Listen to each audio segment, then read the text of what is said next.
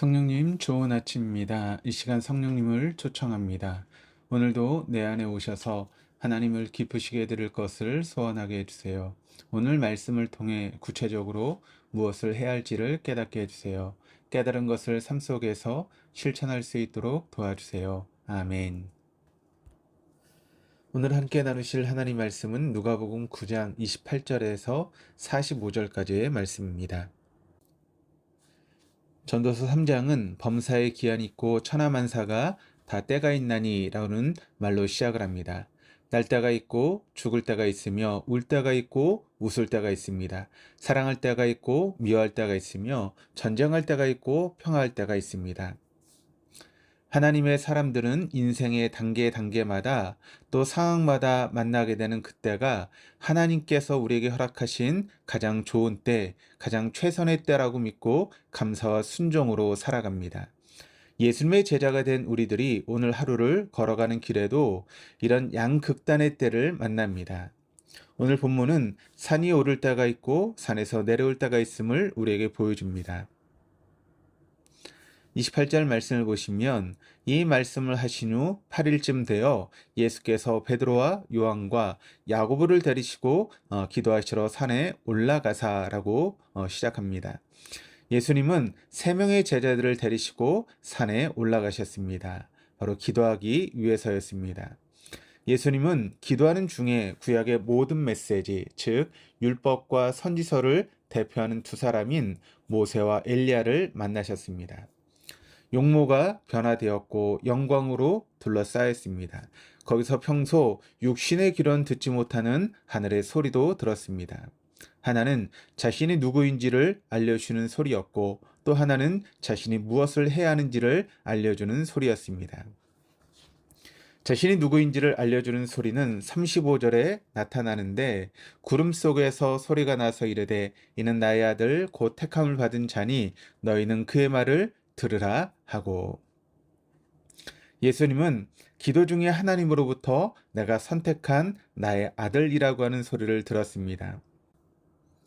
평행 복문인 마태복음 17장 5절에서는 이는 내 사랑하는 아들이요 내 기뻐하는 자라고 좀 더 자세하게 묘사하고 있습니다.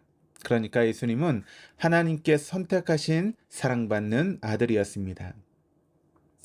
예수님은 산 위에서 기도하는 중에 자신이 무엇을 해야 하는지를 들었습니다. 31절입니다.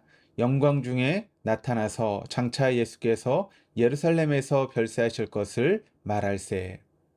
여기서 우리말 별세로 번역된 헬라어는 엑소더스입니다. 그러니까 마치 모세가 애굽의 노예 생활로부터 이스라엘 백성들을 해방시켰듯이 예수님 또한 죄와 사망의 그늘로부터 만 백성을 구원하시고 해방시키기 위해 십자가에서 죽게 될 것이다 라고 하는 그런 뜻입니다. 예수님은 산 위에서 기도하셨습니다. 기도 중에 자신이 사랑받는 하나님의 아들임을 들었고 제2의 출애굽 사건인 십자가 구원을 위해 죽어야 함도 들었습니다. 산 위란 자고로 자신이 누구인지 또 자신이 무엇을 해야 하는지를 깨닫고 듣는 장소입니다. 그러나 예수님은 산 위에만 계시지 않으셨습니다. 37절 말씀을 보시면 이튿날 산에서 내려오시니 큰 무리가 맞을세. 산 아래에는 수많은 사람들이 예수님을 기다리고 있었습니다. 그 수많은 사람들 중에 한 사람의 소리가 유독 크게 들렸습니다. 38절입니다. 선생님 청컨대 내 아들을 돌보아 주옵소서. 이는 내 외아들이니이다. 한 사람이 크게 울부짖었습니다. 외아들이 귀신이 들렸기 때문입니다. 귀신은 이 사람의 아들에게 경련을 일으키고 거품을 흘리게 하고 몸을 상하게 한 후에 떠나곤 했습니다. 귀신에 의해 고통당하는 외아들을 둔 아버지는 제자들을 찾아가 하소연했지만 제자들은 귀신을 내쫓지 못했습니다. 마침내 산에서 내려온 예수님은 제자들을 책망하시고 귀신 들린 이 아이를 구원해 주셨습니다. 당시 산 아래는 마치 아비규환 같은 곳이었습니다. 살려달라고 부르짖는 소리, 눈물 짓는 한숨, 고통에 휩싸인 신음소리, 이 소리들은 산 아래에서 들려오는 소리입니다. 예수님은 그곳에서 참혹한 지경에 빠져 부르짖는 자의 소리를 들어주시고 고통에 공감해 주시고 만져주시고 눈물을 닦아 주셨습니다. 아마도 예수님은 찾아온 모든 사람들에게 그리 해주셨을 것입니다. 그러다 결국은 그들과 같이 십자가에서 울부짖으며 고통당하시고 모든 이들에게 버림받으며 죽기까지 하셨습니다. 바로 모든 사람들을 구원하시기 위해서입니다. 우리 인생길은 산에 올라갈 때와 산에서 내려올 때로 이루어져 있습니다. 산 위에 올라 기도할 때가 있음은 참 감사한 일입니다. 우리는 기도 중에 온 세상의 모든 소리를 잊고 오로지 하나님의 음성에만 영혼의 주파수를 맞춥니다. 하나님은 그 옛날 변화산 위에서 예수님께 말씀하셨듯이 우리에게도 똑같이 말씀하십니다. 너는 내가 선택한 나의 아들이요 딸이다. 너는 나의 사랑받은 자요 내가 기뻐하는 자다. 그리고 우리를 부르신 그분께서 또한 우리에게 우리의 소명을 알려주십니다.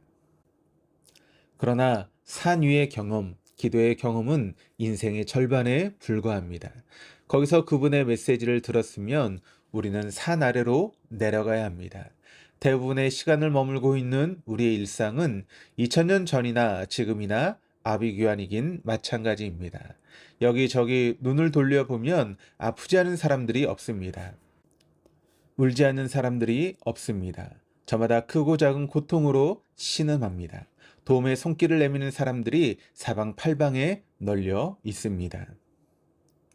오늘은 산 아래에 머물 때입니다. 산 아래에서 우는 자들과 함께 울 때입니다. 귀신 들린 아이를 살리지 못해 책망받았던 제자들처럼 우리 역시 우리의 믿음 없고 사랑 없고 능력 없음으로 인해 책망받아야만 할 때입니다. 산 위에서 초막 새 찍고 기도만 하지 마십시다. 오늘은 산 아래로 내려가 우는 자들의 손을 한번 잡아주고 곁에서 함께 울어주십시다. 지금은 우리가 그렇게 할 때입니다. 기도하시겠습니다. 하나님 아버지, 우리를 산 위로 불러주셔서 감사드립니다. 이곳 기도의 언덕에서 우리를 향한 변함없는 주님의 사랑을 깨닫고 우리를 믿고 맡겨주신 거룩한 사명을 다시금 되돌아봅니다. 주님, 산 아래로 우리를 보내주십시오. 비록 고단한 인생 속에서 눈물 닦고 함께 우는 일이 참 버거운 일입니다. 그러나 주님께서 그리 사셨고 또한 우리가 그리 살기를 원하시니 우리도 주님의 뒤를 따라 십자가의 길을 담대하게 걷게 하여 주옵소서. 감사드리며 예수 그리스도 이름으로 기도드립니다. 아멘.